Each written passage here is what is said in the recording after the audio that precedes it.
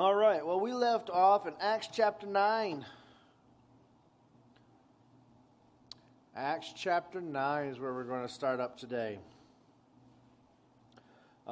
This is actually one of those big passages that you guys are probably all familiar with, at least in some level. It's one of those ones where it's kind of central to the faith. And the rest of the book of Acts will be based on this one man. So who am I talking about? Saul. Acts chapter 9. But Saul, still breathing threats and murder against the disciples of the Lord, went to the high priest and asked for letters from the synagogue in Damascus. So he found any who were on the way, both men and women, he could bring them tied up to Jerusalem. So, Saul, who we've already seen once, he was holding the coats for those who stoned Stephen, and now he's breathing threats and murder against the disciples. But what does it say there? I actually think this is interesting. He gets a letter from them that he could bring them tied up. He can't actually murder them. He has to do this legally. They have to be presented before the courts if they're found guilty of heresy, of course, the heresy of Jesus Christ, then they could be stoned. But he can't just go and burn people's houses down. Well, Paul isn't that guy. He's not going around just with a sword slaying people. He is legally following the law of the church in Damascus and the synagogue. And so there's a large population there in that group that are wanting to kill the Christians, to stamp out this what they view as a heresy. So it's one of those things that's going on. So he says, now he proceeded, and it happened that when he approached Damascus, suddenly a light from heaven flashed around him, and falling to the ground, he heard a voice saying to him, Saul, Saul, why are you persecuting me? Now this map here will show Damascus, the road from Jerusalem to Damascus. So somewhere on this road at this point, we don't know exactly where he was at that point, but somewhere on that road, he meets Jesus. And that's why he will be called the last apostle, because he's the last one to meet with Jesus. And so he says, Saul, why are you persecuting me? So he said, who are you, Lord? You know, I say this, as I read this, I hear echoes of the book of Exodus, when Moses sees the burning bush. And there's a bright light there too, the fiery bush. And I hear the echo, well, who should I say you are, Lord?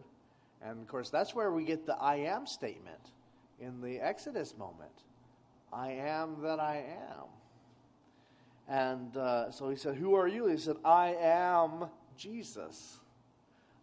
There's a strong echo. This is one of those hyperlinks that go back that I think we're supposed to be putting this kind of connection to. He said, I am Jesus, whom you're persecuting. But get up and enter the city, and I will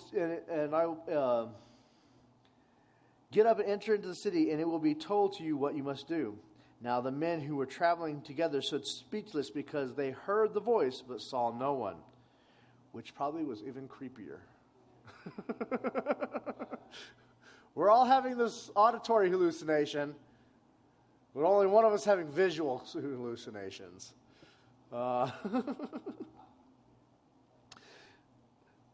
So Saul got up to the ground, but although his eyes were open, he could see nothing. And leading him by the hand, they brought him to Damascus, and he was unable to see for 3 days, and he could not eat or drink. There's that 3 days. This has that significance as 3 days. Jonah was in the fish. Jesus was in the tomb. This is that rebirth imagery. That he was blind, and it took him 3 days so that he could see.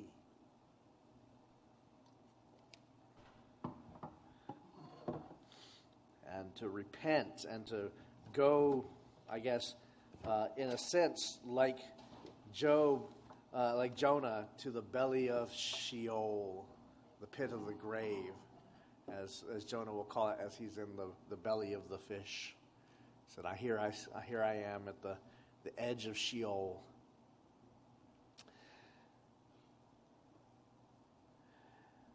So we have this very religious man, and Paul, in his letters, he'll give you, you have to piece it together, but he'll give you all his credentials over and over and over again. He's a very religious, well thought of man. Sees a light, blinded, and he will be taken to a disciple in Damascus. So this is someone who has already followed Jesus. That's named Ananias. And the Lord said to him in a vision, Ananias. The Lord's busy that night, right? He said, Behold, here I am, Lord. And the Lord said, Get up and go to the street called Straight in the house of Judas for a man, and look for a name named Saul from Tarsus. I'm seeing another Jonah reference here.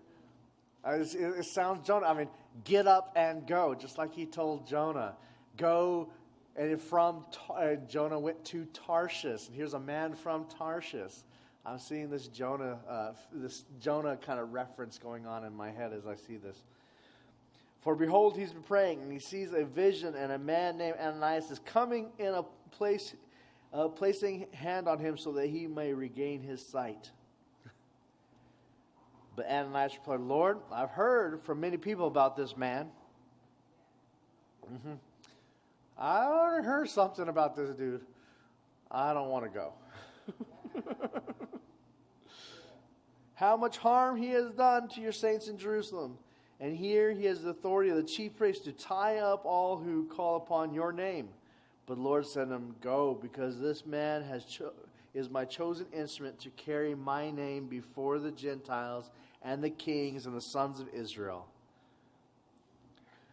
So the Lord is witnessing Paul's calling, not to just Paul, but to Ananias as well. You're going to confirm that Paul has been called. For I'll show him how much he suffered for the sake of my name. So Ananias departed and entered into the house, placing hands on him, and said, Brother Saul, and the Lord Jesus, who appeared to you by the road, which came, has sent me so that you may regain your sight and be filled with the Holy Spirit. And immediately something like scales fell from his eyes, and he regained his sight. I know I can read. Regained his sight, and so he got up and was baptized. And after taking food, he regained his strength, and he went with the disciples in Damascus several days.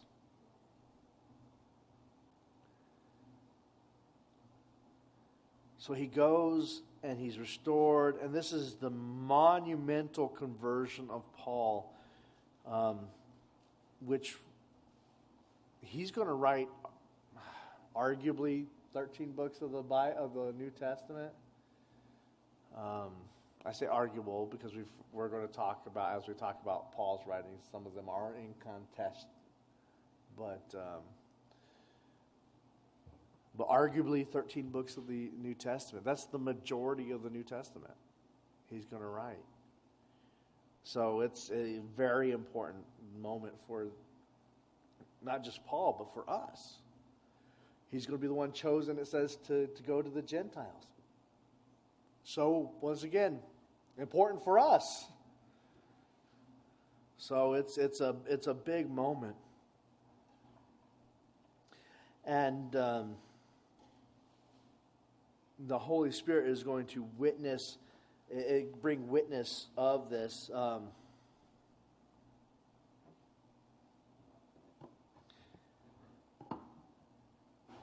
And we're going to see other, in Acts chapter 9, I'm not going to read all that, but we're also going to see Peter travel around the country visiting the saints.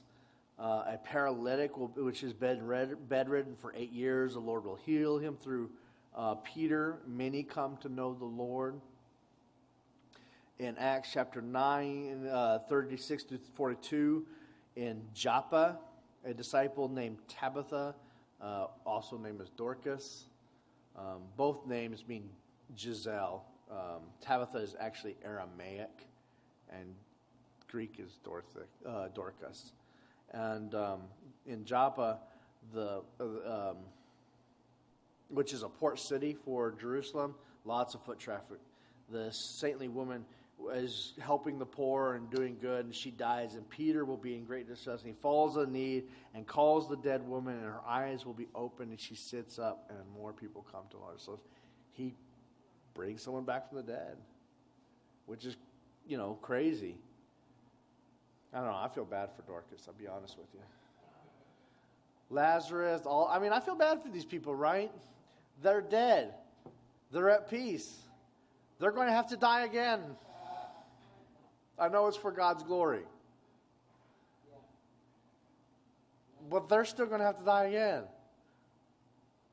One death is enough for me. Thank you. But yeah.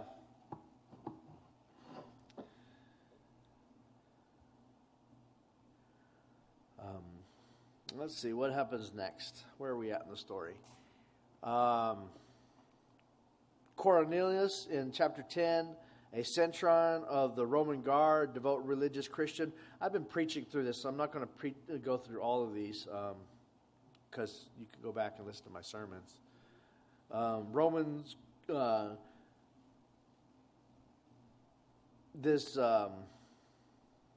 God will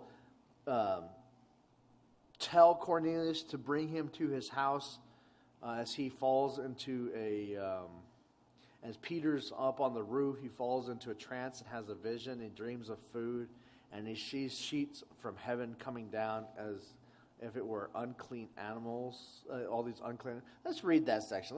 That's actually a really cool part. Let me see where it's at. 9. Yeah, thank you. And the next day, as they were on their way, they approached the city. Peter went up on the housetop and prayed at the 6th hour, and he became hungry and wanted to eat. But while they were prepping food, a trance came over him, and he saw heaven open up, and objects something like a large sheet come down, and being let down to the earth by its four corners. This large sheet idea, this canopy, these kind of imageries will be actually used again several times, like in Revelation, and it's been used in other places as well, the Old Testament. But this one is kind of like a picnic basket. They're laying down for a picnic. Let down by his, and it's like the robe of his garments, used often to express the glory of God, and this kind of has that same feel. In which there was 4-footed animals and reptiles on the earth and birds in the sky, and the voice came to him and says, "Get up, Peter, slaughter and eat." But Peter said, "Certainly not, Lord, for I have never eaten anything common and unclean." And the voice came to him, and for a second time, "The things which God had made clean you must not consider unclean." And this happened 3 times, and immediately the object was taken up into heaven. Now, while Peter was greatly perplexed with himself as to what the vision he had seen might be, behold, the men who had seen him had been sent by Cornelius, having found the house of Simon by asking around, stood at the gates, and they called out and asked if Simon, who was also called Peter, was staying there as a guest. And while Peter was reflecting on the vision, the Spirit to him said, "Behold, men are looking for you, but get up, go down, and go with them. Do not hesitate at all, because I have sent them." So Peter went down to the men and said, "Behold, I am he whom you are looking for. What reason for you have come?" And they said, "Cornelius, a centurion, a righteous and God-fearing man, a well-spoken by the whole nation of Jews, was directed by the holy angel to summon you to his house to hear words from you. So he invited them and entertaining as guests. And that day got up and he went with them. And some of the brothers of Joppa accompanied him, and they entered into Caesarea. This vision he has, he sees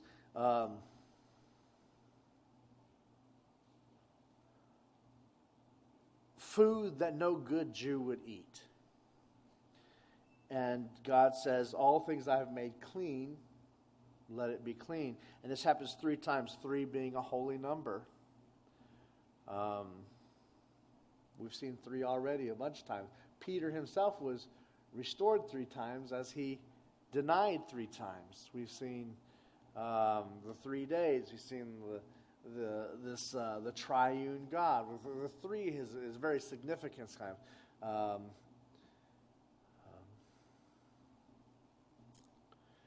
And so they have this 3 times, and God is showing Peter that it's not about unclean food, but it's about the people, the Samaritans, the Gentiles that the mission is about to open up to. Don't call them unclean. Now, in fact, Peter probably went on eating just like he had always done as a good Jew, not eating unclean food. It probably did not change, like, oh, great. He probably was like, oh, great, now I can have a cheeseburger. That's probably not what happened in his life. He probably kept eating just the way he grew up eating the kosher food and not eating unkosher food, practicing the Jewish faith. That probably did not change in his life. But it wasn't about the food. It was about the people that he's about to meet. And he realizes that as God sends him he has this, because it says like he has this dream, and he's like perplexing about it. He doesn't get it until he goes to meet Cornelius, and he sees these people, and he's, oh, I get it. It's not about the food.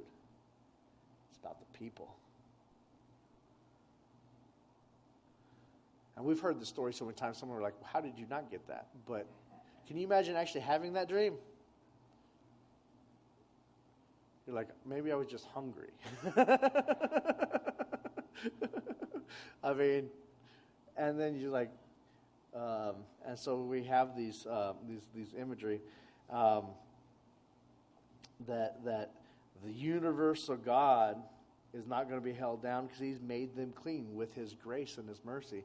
Once again, we're seeing Luke portray that universal God, that universal Christ. That's so important for the way he's writing. So he's going to go see the Italian family, and the Holy Spirit comes upon those who have heard the message.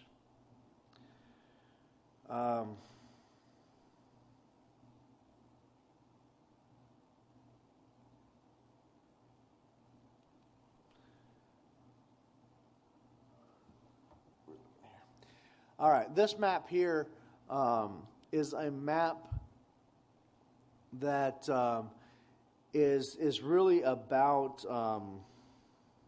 chapters 8, which we've already talked about, all the way through chapters 13. This is showing Antioch, which is the 3rd largest city of the Roman Empire.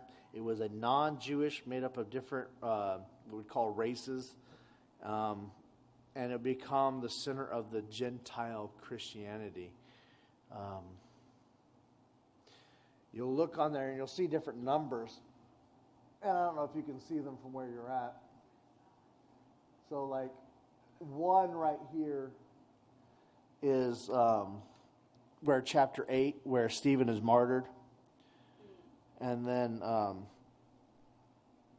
2 right there is where it's, in chapter 11 it says they travel as far as Antioch, spreading the message to the Jews. 3 other believers come from Cyprus, North Africa.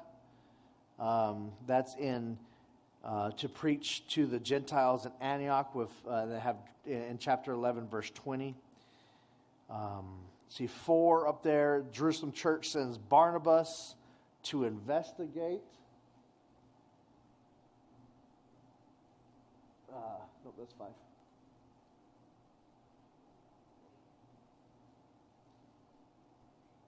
Right there. And 5, up there at the top, he is pleased by the church, and he collects Saul from Tarsus, and the 2 stay to teach in Acts chapter 11. It's actually around this time in Acts chapter 11 that the name Christian is coined, those who follow Christ.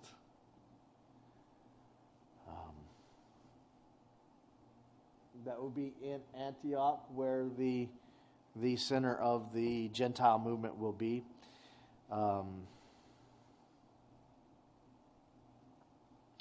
The Antioch church actually becomes so strong that the believers there will actually send money down to the church in Jerusalem,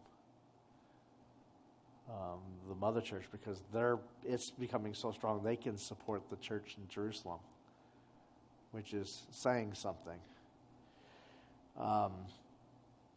8, Paul and Barnabas are sent out by the church at Antioch, and they are the first messengers of the gospel to the foreign countries in chapter 13.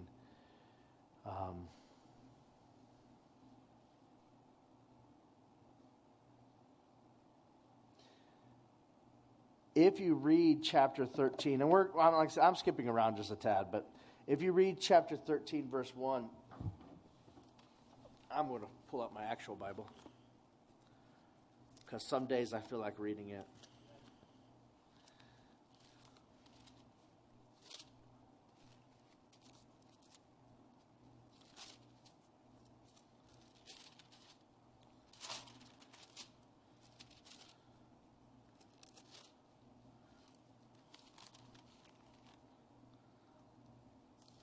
All right. 13:1. In the church of Antioch, there were prophets and teachers: Barnabas, Simeon, called Niger, Lucius of Cyrene, Manaen, who had been brought up with the Herod of Tetrarch, and Saul. We see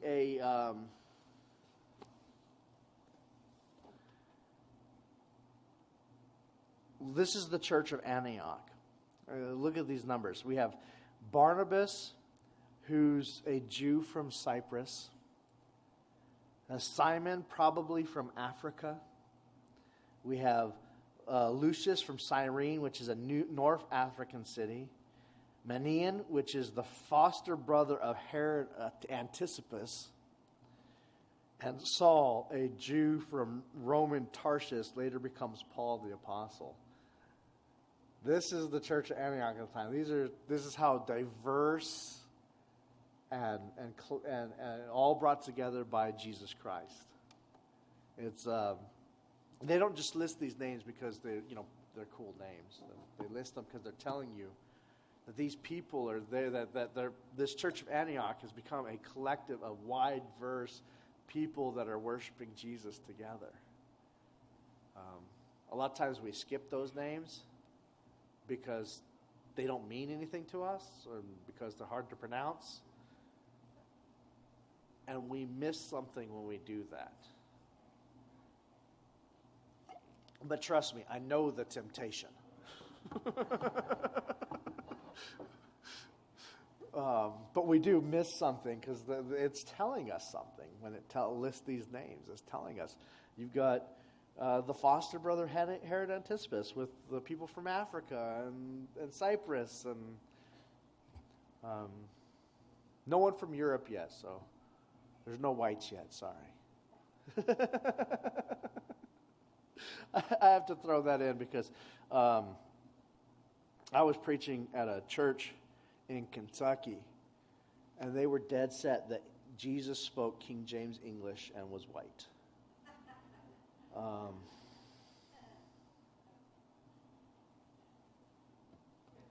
And nothing I was going to say was going to convince them otherwise, that the reason it was authorized was not because King James authorized it. It was because Jesus authorized it. And he was white and spoke the King James English. And I cringed. And like I said, nothing I was going to say was going to change their minds. So it's been kind of a joke of mine ever since.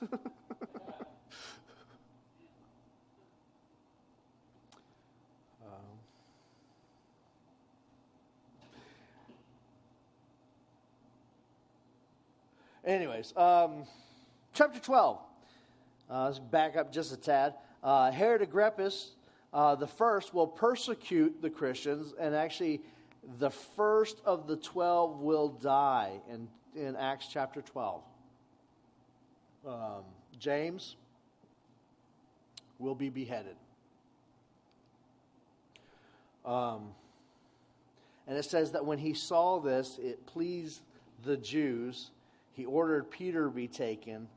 But the night before the trial, the angels come and free him from prison. And Herod orders the execution of the guards.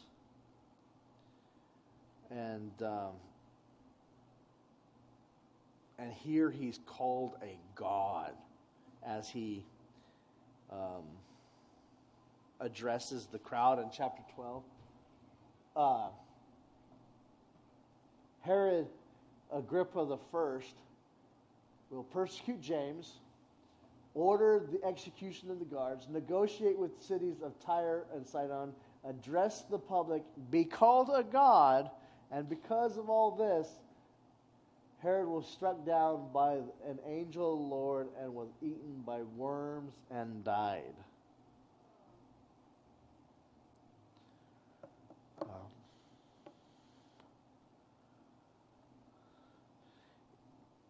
Incense proving you're not a god.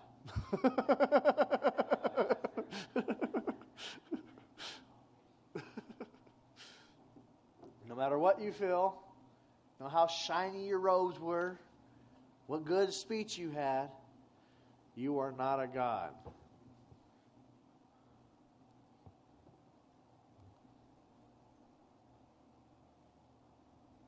Yes.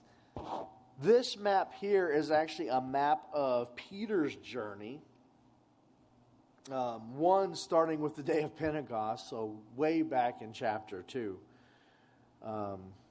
where you can see the trails that Peter goes as he heals the lame man, as he becomes a leader in the church of Jerusalem, where he follows Philip to Samaria, and Samaritans believe as they preach in the Samaritan villages. That's chapter 8. As they go to Joppa to confirm, and where he confirms Paul, where Peter and reports to the Jerusalem church to accept the gospel from the Gentiles in chapter 11.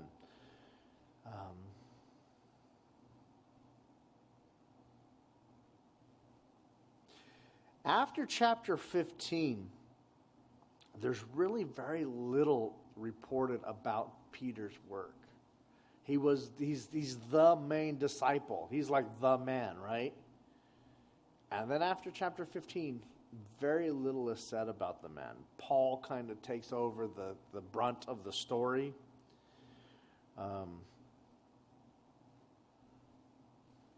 We know that Peter meets Paul in Antioch, Galatians chapter 2. We know that Peter becomes a visits churches in North Asia Minor. That's 1 Peter 1. Evidence of Peter in Corinth, 1 Corinthians 1, 12. Peter is in Rome where he was executed, 1 Peter 5:13. Babylon, it will say Babylon, but that's their word for Rome because they're referencing it back to the time of their Babylonian exiles. There's actually a strong evidence that Mark, a follower of Peter, wrote his gospel in Rome just after Peter's death, using Peter's eyewitness preaching about Jesus. So Mark, the book of Mark, is probably Peter's story that Mark wrote down after Peter died. But we have very little about what Peter does except for other, little snippets we see here and there. He drops out of the book of Acts. But according to tradition, he'll be killed in Rome, hung upside down, according to tradition, because he refused to be crucified like Jesus.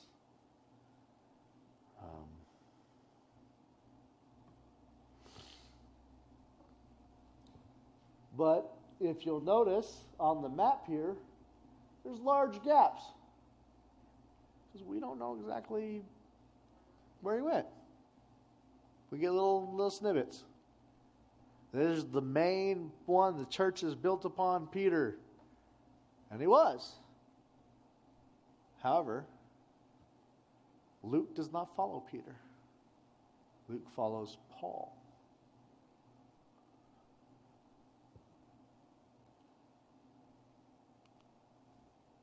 All right.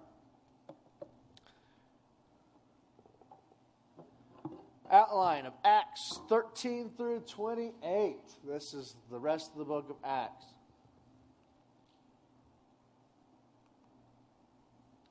There it goes. The rest of the book is primarily the mission journeys of Paul. 13 and 14 is the first missionary journey. Then they come back to Jerusalem for that council. Second missionary journey is 15 through 18. And then the third missionary journey, 18 through 21. Paul will be arrested in Jerusalem and incarcerated in Caesarea. He will make a voyage towards Rome, which is full of all kinds of fun events. And then he'll ministry at Rome while he's under house arrest through the rest of the book in Acts chapter 28.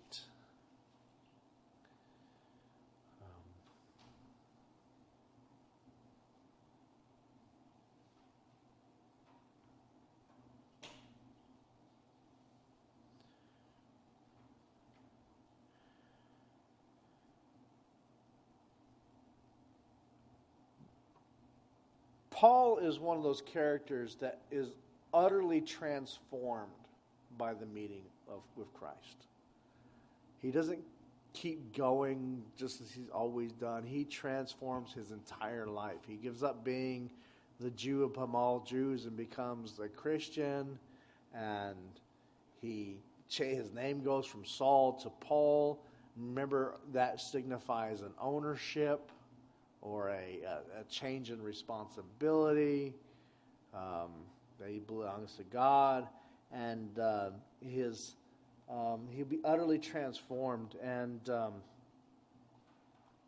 he will become where he was trying to stamp out and make sure that this blasphemy, as he would have called it, wouldn't travel among the Jews, let alone the Gentiles. Now he's going to be taking it to everybody, to the Gentiles, the Jews first and then the Gentiles. Taking it to the streets in Jerusalem, to the imperial palace in Rome. He is going to take it everywhere with him. It will utterly change his life. And for 20 so years, he's going to travel preaching and starting Christian community, encouraging and teaching, writing letters, which will become part of the New Testament. It takes about 20 years of doing this after his life has changed.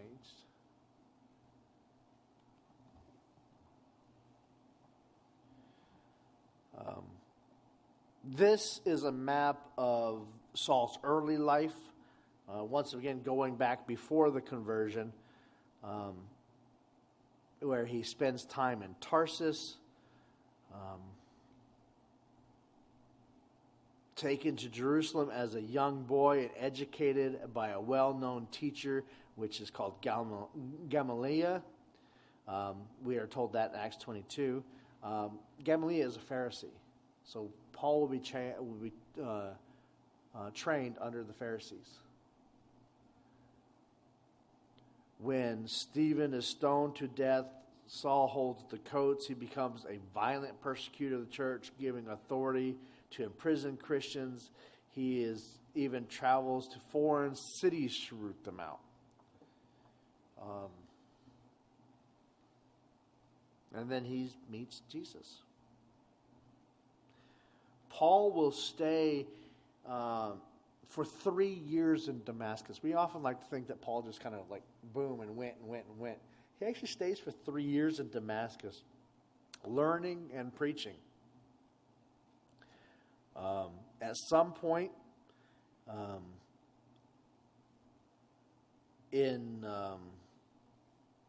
he actually goes into the desert of Arabia and returns to continue his work there in Damascus. Galatians chapter 1:15 talks about this. At some point during his training, he goes into the desert.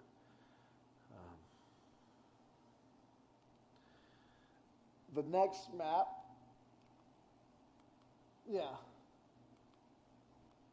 that one, is Saul's work after Damascus, before his first journey, where he I think it's so important that we kind of get a glimpse of how he works in the area, and he's well traveled. It's as he moves along the highways.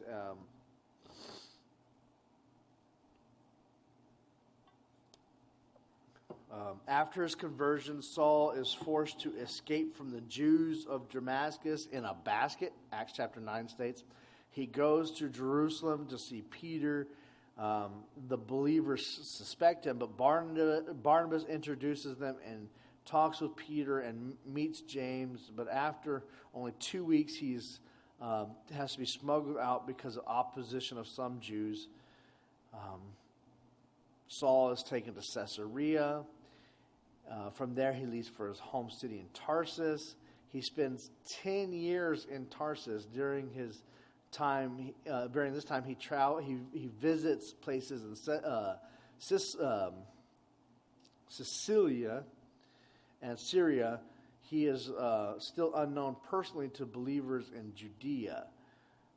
Barnabas has sent him to work in the church of Antioch and goes to find Saul in Tarsus and bring him back to Antioch, and they teach together for a year. So you see how it's not like he goes and goes and goes. He's actually learning and teaching. He spends 10 years here, 9 years here, and he's 3 years. He's spending time doing these things, and becoming a name. And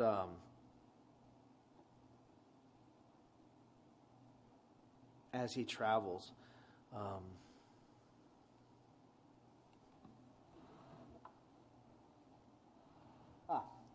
The dates of the first missionary journeys. Now, remember, these are rough dates, circa, around. The first dates are around 47 to 49 A.D. They visit the Roman province of Galatia. And the second missionary journey, which is about 50 to 53, we see in Acts chapter 15 through 18, he's going to visit Philippi, Berea, Thessalonica, Colossians. It's during this time period that he writes the book of Thessalonians, the letters to the Thessalonians. Third will be 53 to 57, which found 18 through 21. Ephesus, Macedonia, Corinth. So he visits Corinth. He writes the letter of Corinthians around this time period, and the book of Romans, where he's writing a letter to the Church of Rome that's already been established, as he desires to visit it.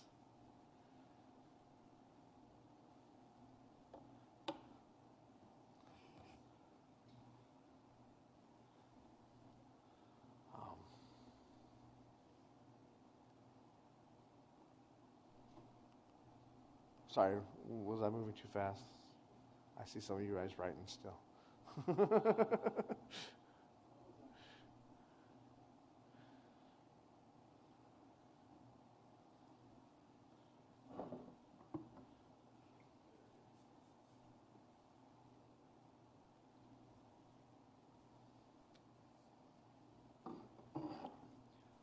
I can always tell my note takers.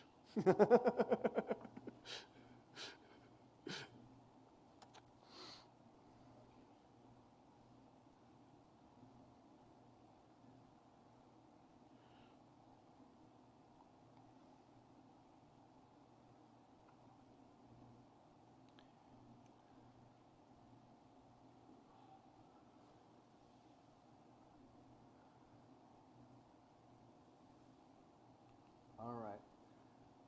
The first missionary journey. Paul is sent out by the church of Antioch, Paul and Barnabas. We've talked about this on my sermons on Sunday, so this should not be something haven't heard before. They travel to Cyprus, this island down here, where they will teach and preach. And they encounter Bar Jesus, the false prophet. Remember him? Right there. Then they will travel north, up, and John Mark at that point leaves and goes back to Jerusalem. That's one of those moments where you kind of get like this feeling of splitness, you know. Paul doesn't know if he can trust John Mark anymore after this. And I don't know what the split was over. Was it an argument, or John Mark just said, I need to go home, or... I don't know. I'm done. I feel like going home. I mean, it could have been something simple as, like, hey, my mom died, or I got the runny nose. I can't make it on with you guys. I mean, we don't know what's going on. We do know that they split, and because of this split, John Mark won't be invited to go back on the second missionary journey. Paul preaches to the Jews and the Gentiles until the Jews stir up opposition for him up in this area, and then they will have to be travel north again. Here, they actually stay quite a while. There's one of the Antiochs. They'll travel down here to Iconium, and they'll travel actually there for quite a while. Many Jews and Gentiles become believers until a Gentile forces them to leave.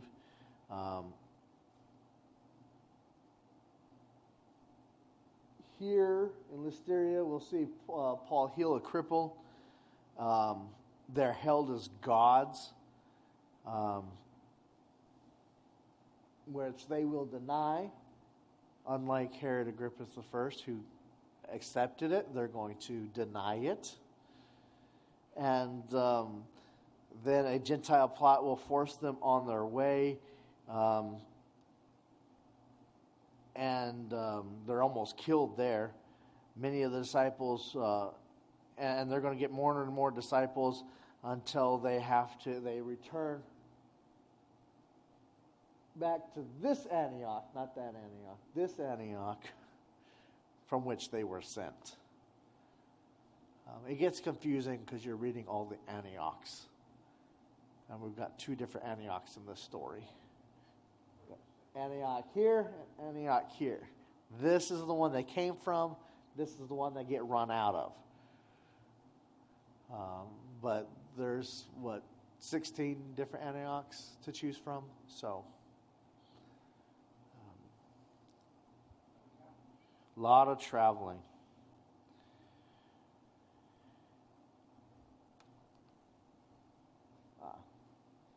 Then we have the Jerusalem Council in Acts chapter 15.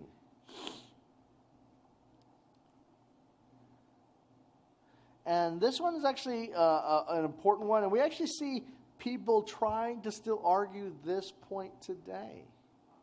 They're called Judaizers. And they don't often argue about circumcision so much anymore. But they say we should adopt more Jewish behaviors.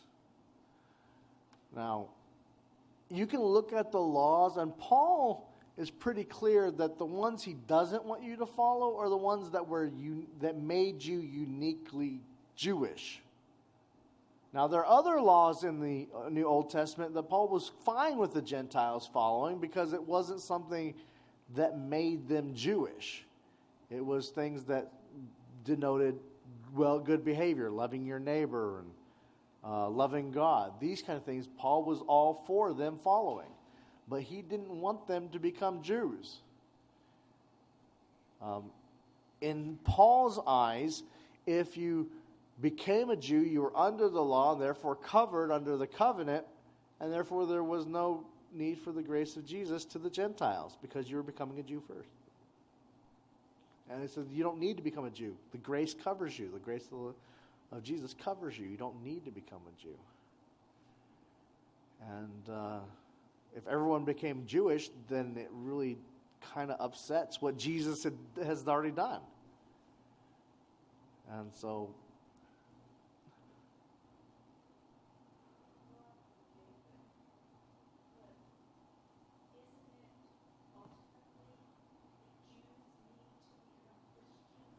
well, do the Jews need to become Christian? Yes and no. They don't have, remember, Judaism is not just a religion. It's a Jewish ethnic group. So they don't need to become like American Christians. They need to accept Jesus as the Messiah. So they can be what would be called Messianic Jews. They're still Jews, but they accept Jesus.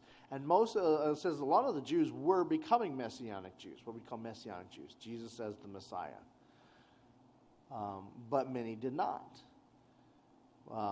So they didn't need to give up their culture of being and become Christians, per se, but they did need to accept Jesus as their Messiah.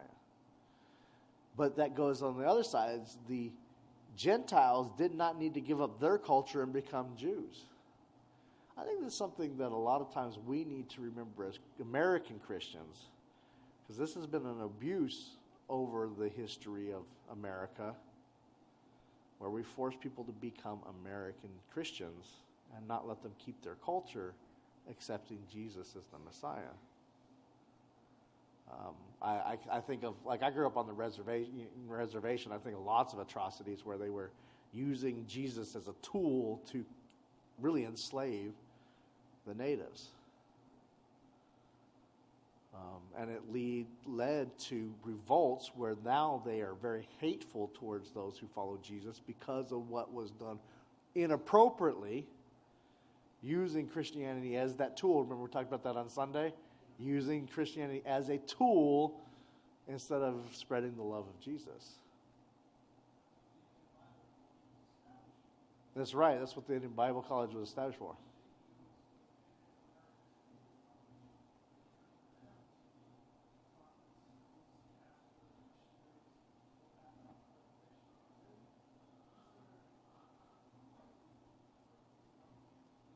It is. They consider it the white man's religion.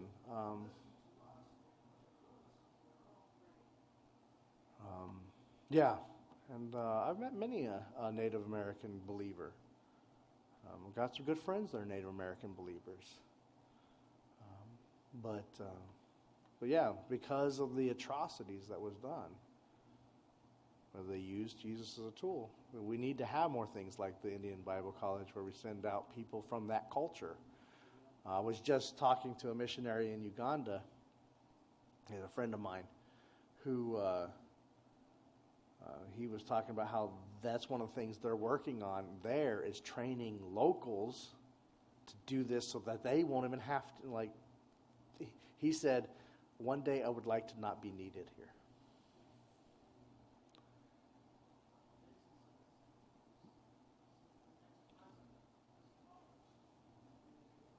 Absolutely. Because they need to be able to keep their culture and accept Jesus. And we need to remember that. Because a lot of times we look at other countries and we say, well, they're not really Christians because they're not acting like American Christian. It's about Jesus, not about American Christian. That's how American Christianity, you say this almost facetiously, but in a negative light because American Christianity has become something that is not Christian. There's like Christianity, and then there's an American Christianity, which is not real Christianity. That, is something that, but the world doesn't see the difference. They just think all of us are the same. And that's because, but it's as people have used Christianity as a tool. Not just that. I mean, prosperity gospel is something that we could talk about with that. But there's other things. I don't want to get too political, but we could throw in politics into that as well when we use Christianity to further a political agenda instead of our religion influencing our political standpoints. We use Christianity to further a political agenda. See the flip that leads to that false religion.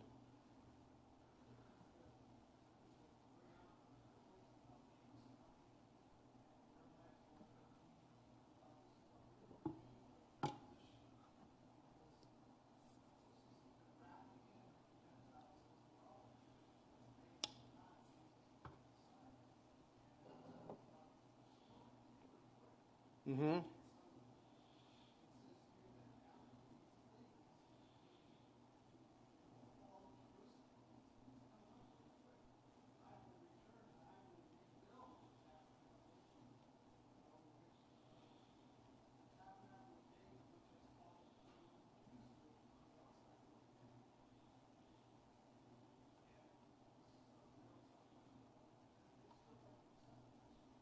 Yeah, a lot of Jews still haven't accepted this. It's still a very hard thing. I don't want to throw all Jews in the same category because not all Jews are the same. There are Jewish Christians, believers, Messianic Jews. But we do throw them, But yeah, a lot of the primary group of Jewish people have rejected this teaching. And so they are standing on the outside looking in. And so in 15, they hold a council. And they're saying, unless you are circumcised according to the custom prescribed by Moses, you cannot be saved. But Paul and Barnabas had engaged them in serious argument and debate, and Paul and Barnabas and some others were appointed to go up to the apostles and elders in Jerusalem about the issue, and they had been sent on their way in church, and they passed through both Phoenicia and Samaria, describing in detail the conversions of the Gentiles, and they brought great joy to all the brothers and sisters. And when and this happens in roughly 49.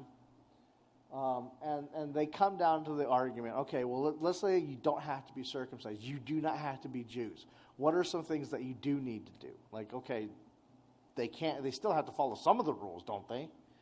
Well, let's make it easy for them. Let's say, okay, well, don't stay away from idols. Don't sacrifice to idols. Stay away from food that's sacrificed to idols. Don't go near anything. You need to separate yourself from the idol aspects, the whole idol thing. Don't eat even the food that was sacrificed to them. Don't eat even that.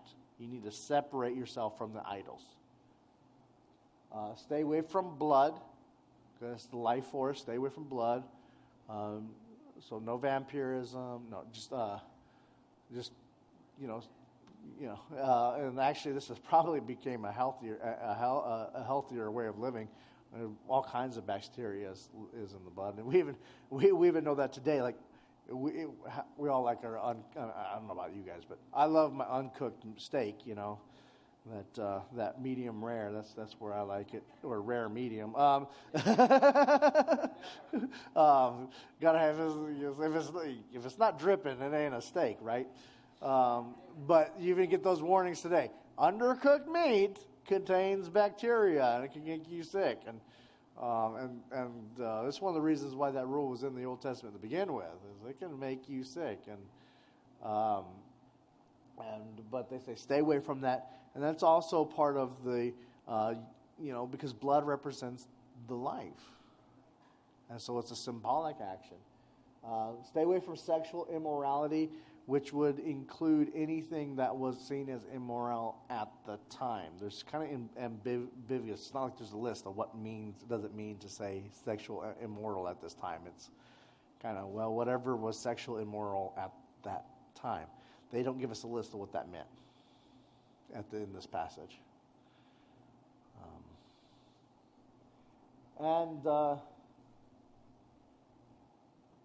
Don't eat meat of strangled animals. Why? Because the blood had not been drained out. That was another one of those things. You strangle the animal to keep the blood in so that it would be in it when you cook it. And it'd be extra juicy that way.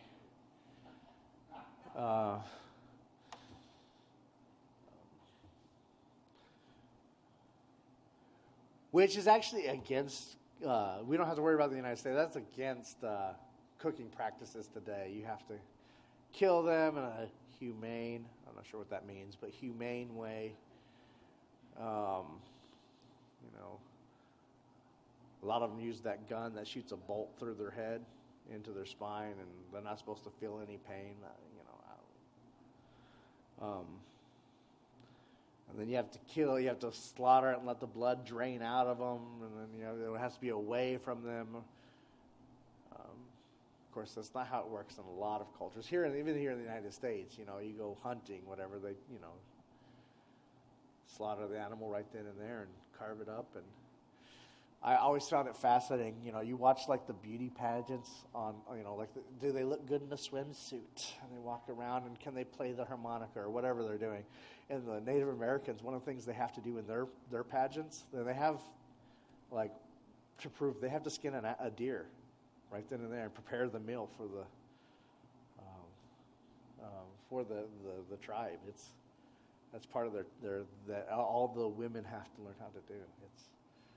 That are competing. It's just the difference in the culture there. I always thought it was kind of fun. But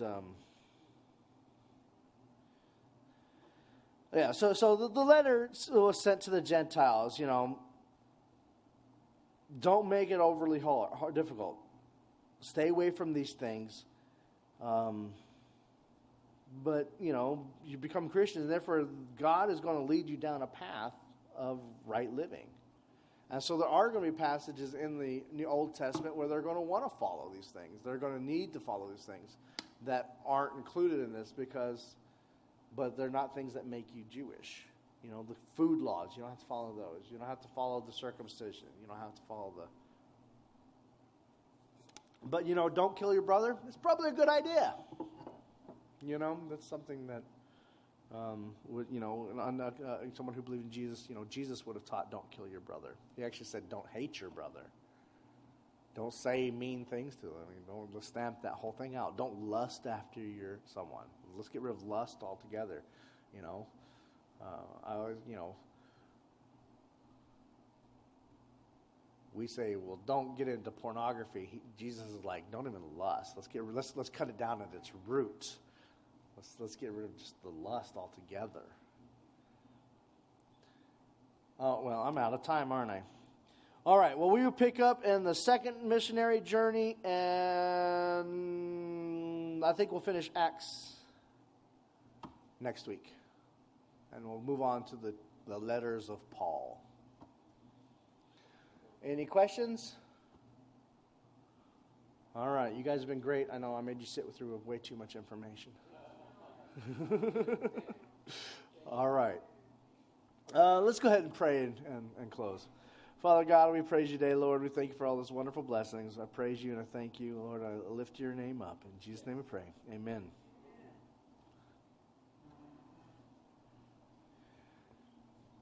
Hey, Rob, would you reach over and hit publish, stop off air on that one? I'll publish it if you just turn it off.